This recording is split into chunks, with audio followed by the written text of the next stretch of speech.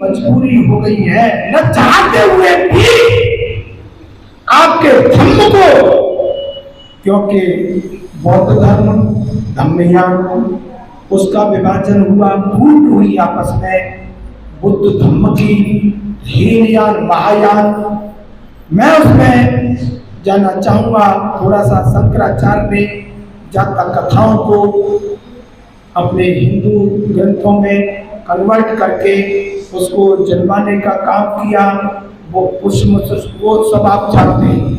लेकिन जब धम्म ये कहता है कि बुद्ध वर्षिप नहीं है, ये आइडियल है आपके लिए, आपके आदर्श है, ये हम इनको तब रिगार्ड करते हैं, ये पूजा की बात नहीं कहते, ये आपको फॉलो करने की बात कहते हैं। तो महायान हीनयान जो तंत्र मंत्र का हम लोग अपने आप को बचाते हैं पाखंड से, जब बुद्ध धम्म का ही एक भाग उस तंत्र मंत्र में लिप्त होता है, तो उसके बाद एक वज्रयान निकल के आता है। इन सबको देख करके बाबा साहब डॉक्टर अम्बेडकर ने एक इस भारत को चीज दी नए स्वरूप में, और उसका नाम रखा गया नवयान। उस बौद्ध धर्म को यदि बिना बाबा साहब की यदि कोई कल्पना करना चाहे, तो मैं समझता हूं कि और देशों में वो शायद सफल हो सकता है बिना बाबा साहब के। लेकिन मैं समझता हूं कि एक इंग्लिश में शब्द है each other, there are complements each other, कि गौतम बुद्धा और बाबा साहब अम्बेडकर हमारे बहुजन समाज के कल्याण के लिए एक दूसरे के पूरक हैं। बिना बाबा साहब के हम बौद्ध धर्म की कल्पना नहीं कर सकते, क्योंकि जो चीज से हमें परेशानी थी, जिस चीज से हमें परेशानी थी, उससे पहले भी बौद्ध धर्म था।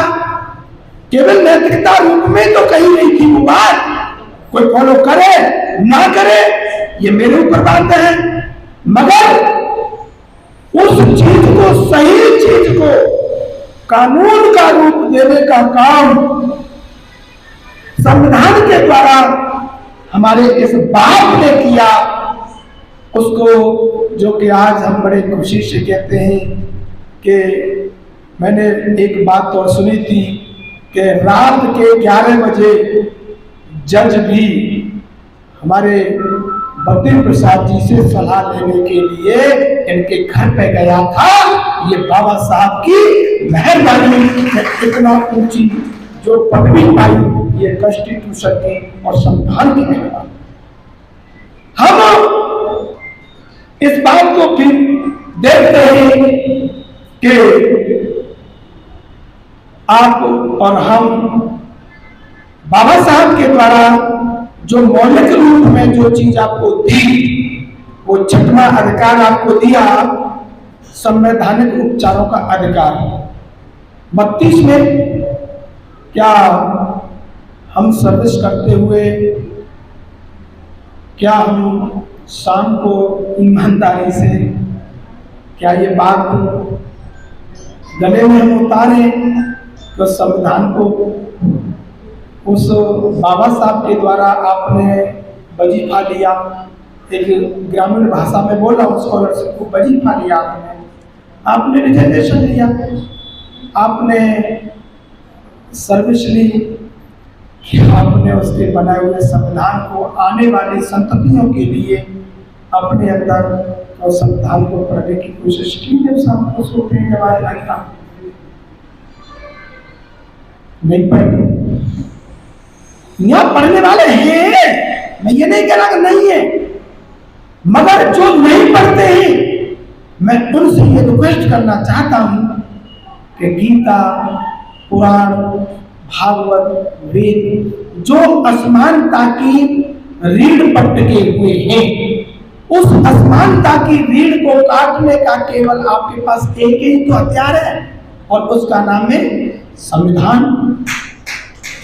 तो आप समानता उस बंधुता और भाईचारा न्याय की हम बात कैसे कर सकते हैं जब तक हमारे जो प्राचार्य होते हैं ज्ञान की कमी, जब सामने वाला हमको क्वेश्चन पुट करेगा और तब हम उसके क्वेश्चन का आंसर नहीं दे पाएंगे तो हम अपनी उस विचारधारा को कमजोर महसूस कराएंगे। हम पढ़े, हम अगर इस चीज को नहीं पढ़ेंगे तो हम नहीं बढ़ेंगे।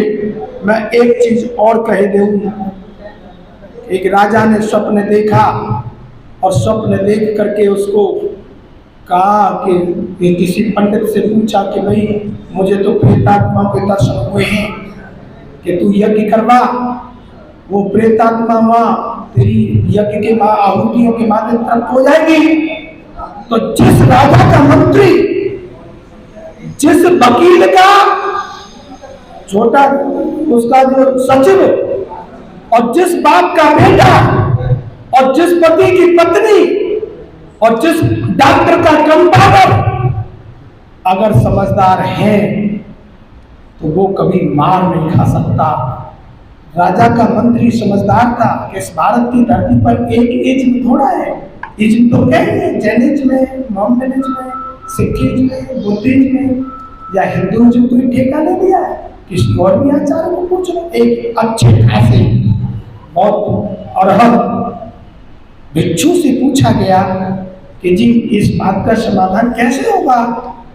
कि जी मैं बताऊंगा नहीं, मैं तो करके दिखाऊंगा कि कैसे दो घड़े लाइए, एक में घी और एक में कंकड़ भर के और उसका मुंह बांध के उस नदी के किनारे ले आओ, एक डंडा साथ में लाओ। जब वो घी का छोड़ा गया उसको तो घी तैर रहा था, घी तैर रहा था। कि अब आपकी कोई यज्ञ और पूजा और हवन और मंत्र और कोई या घी तले में बैठा सकेगा पानी के ऊपर से? नहीं बैठा सकते। फिर उड़ा गया वो कंकड़ वाला मटका, अब वो धरती में बैठ गया। जब आपकी कोई पद्धति ऐसी है जो इसको ऊपर पानी के ऊपर ले आए कि नहीं, अच्छे कर्म करने वाला व्यक्ति घी की तरह ऊपर समाज में इसी प्रकार फैलता है, सुंदर विचारों से सबको सुख पहुंचाता है, सुखी है। और गलत कर्म करने वाला व्यक्ति चाहे काय विचारधारा अपना ले, चाहे काय अपना ले, वो कभी सुखी रह नहीं सकता। वो जो है सबसे पहले हमको और आपको इंसान बनने की जरूरत है। अगर हम इंसान हैं, first of all we are Indian after other. सबसे पहले हम भारतीय हैं। जाति, पंथ, ग्रंथ, संप्रदाय ये सब बाहर की चीज है और ये है ही ना। ये तो हमको आपके ऊपर ऑर्गेनाइजेशन करने के लिए ये जो है हम और आप लोगों को डिस्ट्रीब्यूशन में कर दिया पसंद है। अभी भाई साहब कह रहे थे कि अगर हम सही हैं तो कोई उंगली नहीं कर सकता। एक समय था कि मैं वहां पर थोड़ा सा अपनी बात कहना चाहूँ कि बौद्ध भिक्षु मठों में रहते थे और क्या वो गलत थे? वो सत्य का प्रचार करते थे, मानवता का प्रचार करते थे, लेकिन जब हिंसा आई, हिंसा की जब अवधि आई तो नैतिकता उनके काम नहीं आई। नैतिकता उस समय काम नहीं आई। संत है अपनी जगह पे, वो संत अपनी सज्जनता का उपभोग करे, लेकिन राज्य का संचालन करना है तो सभी प्रकार के मापदंडों का उपभोग करना पड़ता है। आपका घर एक राज्य है और यदि तुम्हारी बेटी को कोई इंसल्टेड वर्ड से अगर कोई प्रयोग करे तो वहां पर पाता वेमणि सिक्का पदम समाध्यामी तो का नाम है मान खामा मां। तो जैसे समय पर जो हथियार आ जाए ना, जो काम आवे वहां को प्रयोग करना चाहिए और अपनी बेटी की इज्जत की हमें सुरक्षा करनी। फिर हम ये सेल्फ रिगार्ड और सेल्फ रेस्पेक्ट, यदि इज्जत हमारी है, सब बाबा साहब ये कहते थे कि मेरी इज्जत ये समाज, संसार, भारत इसलिए नहीं कर रहा मेरे दुश्मन कि मैं ज्यादा पढ़ा लिखा हूं, कि मैं ज्यादा ज्ञानवान हूं, कि मैं ज्यादा योग्य हूं। नहीं, ये बात यह है कि पहली बात तो यह है कि मैं चरित्रवान हूं। बाबा साहब कहते थे मैं चरित्रवान, और दूसरी बात यह है कि मेरे विचारों को कोई खरीद नहीं सकता, कोई खरीद नहीं सकता। इस खबर को देखने के बाद क्या है आपकी राय, नीचे दिए गए कमेंट बॉक्स में दीजिए अपनी राय। ऐसी तमाम बड़ी खबरों को देखने के लिए जुड़े रहिए हमारे साथ। खबर अच्छी लगे तो लाइक कीजिए और शेयर कीजिए, और हाँ, चैनल को सब्सक्राइब कर घंटे वाली बटन को दबाना ना भूलिए। फिर आते हैं आपके बीच कुछ खास खबरों के साथ, तब तक के लिए नमस्कार, जय भीम।